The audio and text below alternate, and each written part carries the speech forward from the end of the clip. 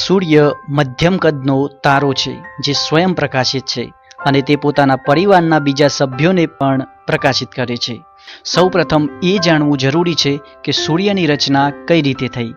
અજબો વર્ષ પહેલા અવકાશમાં વિશાળ આણ્વીય વાદળનું ગુરુત્વીય ભંગાણ થવાથી સૂર્યમંડળની ઉત્પત્તિ અને ઉત્ક્રાંતિ થઈ હોવાનું મનાય છે. આ ઉપરાંત નિહારિકાવાદ નેબ્યુલાની પણ વિચારધારા પણ વધુ પ્રમાણમાં સ્વીકૃત પામી છે. આ મોટાભાગનું ભંગાણ પામેલું દ્રવ્ય કેન્દ્રમાં ભેગું થવાથી સૂર્યની રચના થઈ હતી. તેથી જ સૂર્ય સમગ્ર સૌર પરિવારનું 99.86% દર ધરાવે છે. સૂર્યનો વ્યાસ 13,92,000 કિલોમીટરનો છે, જે પૃથ્વીના વ્યાસ કરતાં આશરે 109 ગણો વધુ છે. સૂર્યનું ગુરુત્વાકર્ષણ બળ પૃથ્વીના ગુરુત્વાકર્ષણ કરતાં 28 ગણું વધારે છે. સૂર્ય આપણી પૃથ્વીથી 14,95,00,000 કિલોમીટર દૂર છે. તેના પ્રકાશને પૃથ્વી પર પહોંચતા 8.25 મિનિટ લાગે છે. સૂર્યના તાપમાનની વાત કરીએ તો સૂર્ય ખૂબ જ ગરમ વાયુ પિંડ છે. સૂર્યની સપાટીનું તાપમાન 6000 અંશ સેલ્સિયસ અને તેના કેન્દ્રનું તાપમાન આશરે 1.5 કરોડ ડિગ્રી સેલ્સિયસ માનવામાં આવે છે.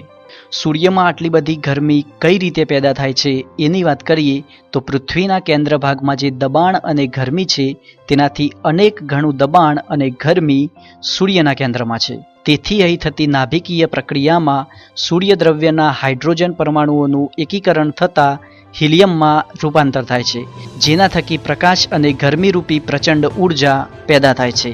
આ ગરમીનો અંદાજો તમે એ વાતથી લગાવી શકો કે 12,000 અબજ ટન કોલસો બારવાથી જેટલી ઉર્જા પેદા થાય તેટલી ઉર્જા સૂર્યમાંથી પ્રતિ સેકન્ડે પેદા થાય છે. આ ઉર્જા વિકિરણ રૂપે અંતરિક્ષમાં ફેલાય છે. સૂર્યની સપાટી પર દેખાતા કાળા ધાબ્બાને સૂર્યકલંકો કહે છે. સૂર્યકલંકો સૂર્ય સપાટી પર આવેલી ફાટકીનો છે, જેમાં થઈને સૂર્યની આંતરિક ગરમી બહાર આવે છે. જ્યારે સૂર્યકલંકોની સંખ્યા વધુ હોય ત્યારે આપણે વધુ ગરમીનો અનુભવ કરીએ છીએ. સૂર્યની ફરતે 400 કિલોમીટર સુધીના તેજામય આવરણને ફોટોસ્ફિયર કહે છે. હાલમાં સૂર્ય તેની પૂર્ણ વિકસિત અવસ્થામાં છે.